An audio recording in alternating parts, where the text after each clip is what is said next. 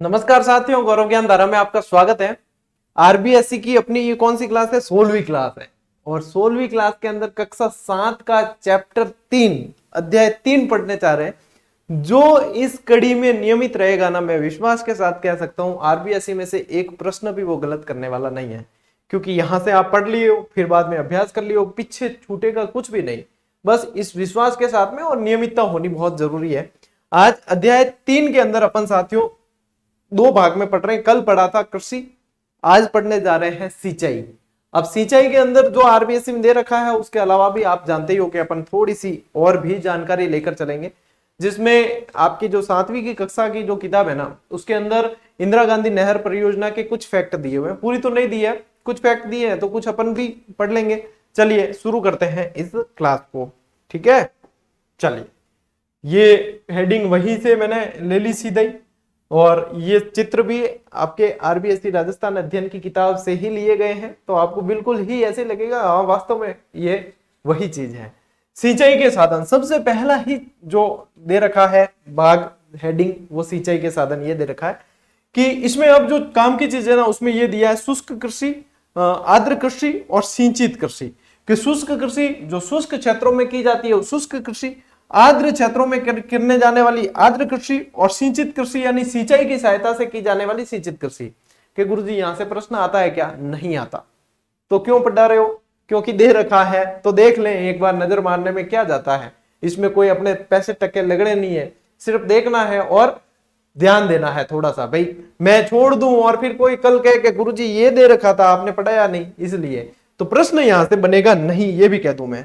सिंचाई के प्रमुख साधनों में कुएं, नलकूप, तालाब, नहरें, झरने, नदियां ये होती है।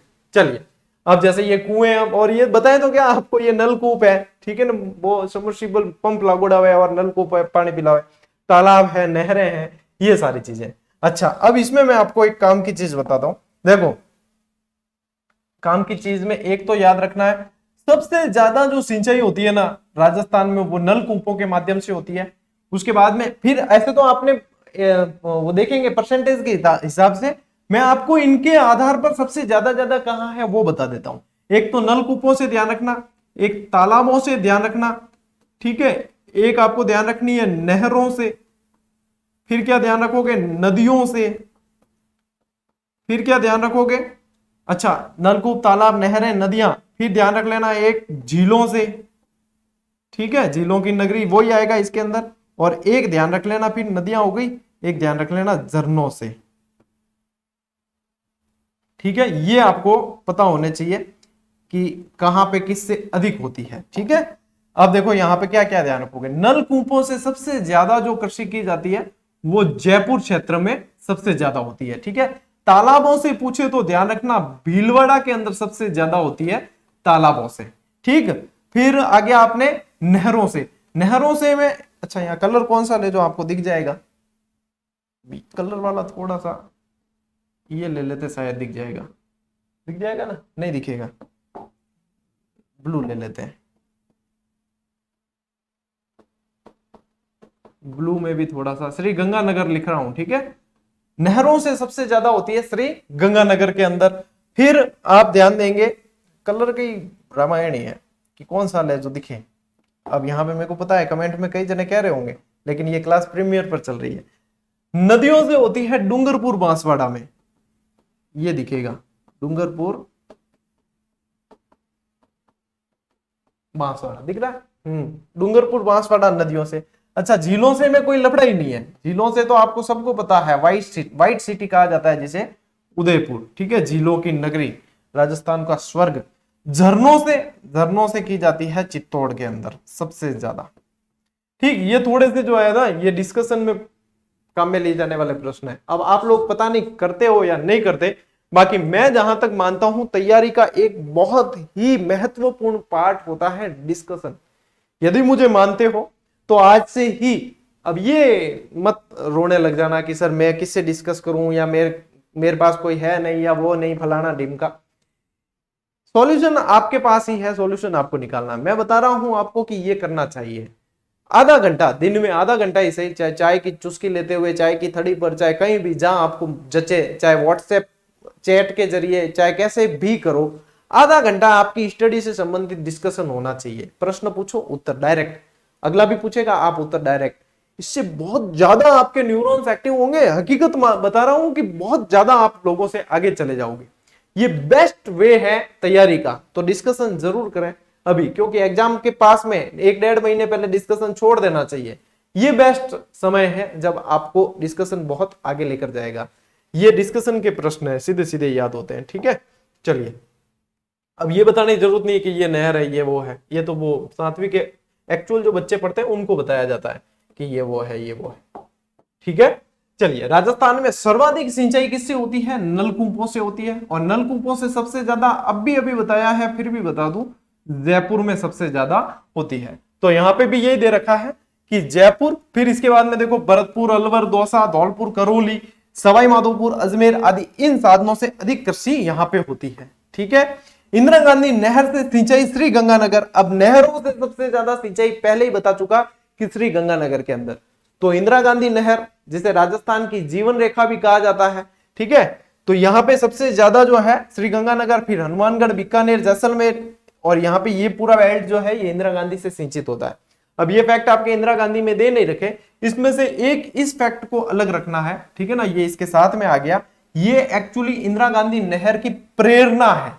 गंग नहर न सिर्फ भारत की बल्कि पूरे विश्व की सबसे पहली पक्की नहर का उदाहरण है। ये इंदिरा गांधी नहर की क्या है? प्रेरणा है। तो ये थोड़ा सा बीच में आ गया, आप इसको अलग से लिखेंगे। ठीक है, इसकी जो शुरुआत करवाई है, ठीक है ना, गंगा सिंह जी ने करवाई है। शुरुआत इसकी 1921 में हुई और 1927 के अंदर लॉर्ड इरविन द्वारा इसका उद्घाटन किया गया। तो यहां पे ये लिखा है गंगा सिंह ने 1927 में कार्य शुरू किया ना, इस शुरू को मत लिखना, 1927 में पूर्ण हो चुका था। ठीक है, पूर्ण हो चुका था और उद्घाटन इसका लॉर्ड इरविन द्वारा किया जा चुका था। तो ये जो मैंने बोला है इसको उस हिसाब से सुन के व्यवस्थित तरीके से लिखोगे। फिर आते हैं इंदिरा गांधी नहर परियोजना। अब इसमें देखो राजस्थान नहर के नाम से इसे पहले जाना जाता था, तो आपके दिमाग में ये भी आना चाहिए कि सर राजस्थान नहर के नाम से जाना जाता तो फिर इंदिरा गांधी नाम से क्यों पढ़ा रहे हो? 1984 में स्वर्गीय इंदिरा गांधी जी को सम्मान देने के कारण इनका नाम जो है चेंज किया गया था। नाम परिवर्तन करके इंदिरा गांधी नहर परियोजना रखा गया था। IGNP जिसे कहते हो आप, इंदिरा गांधी नहर परियोजना। तो इसमें आपको वैसे ध्यान रखने लायक जो इसमें सन है ना, की पॉइंट, वो ध्यान रखना। एक तो 1948, ठीक है, एक 1958, एक ध्यान रखोगे 1961, ठीक है, और एक ध्यान रखोगे 1984। ये ध्यान रखना है। अब 1948 में क्या हुआ था कि 1948 में इंजीनियर कंवर सेन द्वारा रूपरेखा बनाई गई थी। ठीक है ना, रूपरेखा बनाई थी कि ये ऐसा होना चाहिए। प्रेरणा थी गंग नहर। ठीक है, उसके बाद में 1958 में इसका शिलान्यास किया गया। 1958 में शिलान्यास,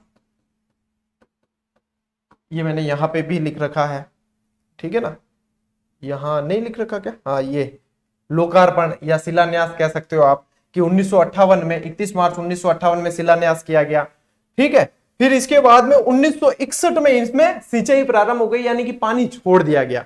1961 के अंदर इसमें पानी छोड़ दिया गया और 1984 में इसका नाम परिवर्तन। ये थोड़ा सा मतलब अपने दिमाग पे जोर पड़ता है, इसलिए मैंने इसको साथ में लिया है।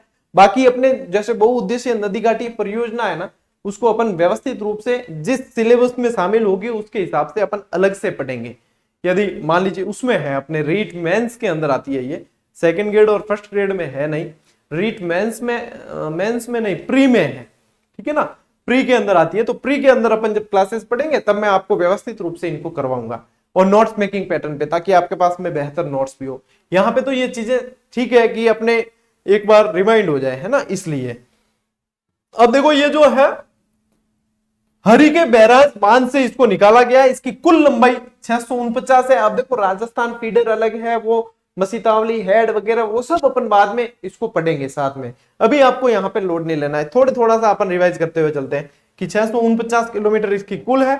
उद्घाटनकर्ता गोविंद वल्लभ पंत थे, जो तत्कालीन गृह मंत्री थे, और 1961 में तत्कालीन उपराष्ट्रपति राधा कृष्णन द्वारा इसके अंदर पानी छोड़ा गया था। तो यहां से जो है सिंचाई प्रारंभ कर दी गई थी। ये IGNP। ठीक है, चलिए अब आते हैं अपन अगले इस पे। अब ये जो इमेज देख पा रहे हो आप, ये सिंचाई के जो प्रतिशत है, ये आपके RBSC के इसी पुस्तक की इमेज है। तो यहाँ पे आपको बिल्कुल ही आश्वस्त हो जाएंगे कि हाँ ये चीज है।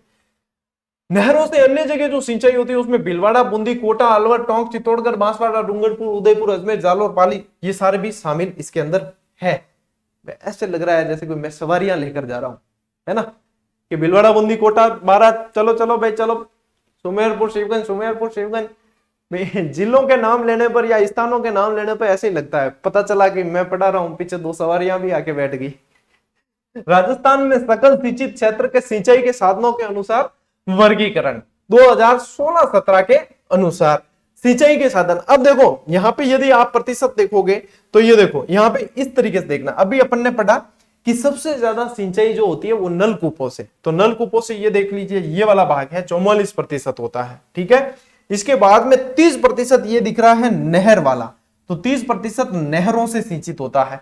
फिर ग्रीन कलर का 23% है वो कुओं से होता है। नलकूप और कुएं अलग अलग होते हैं, ये आपको इसीलिए फोटो पहले बताया गया था। ठीक है ना, देख लेना यहाँ पे, फिर बाद में कहना मत ये कुएं हैं और ये नलकूप हैं।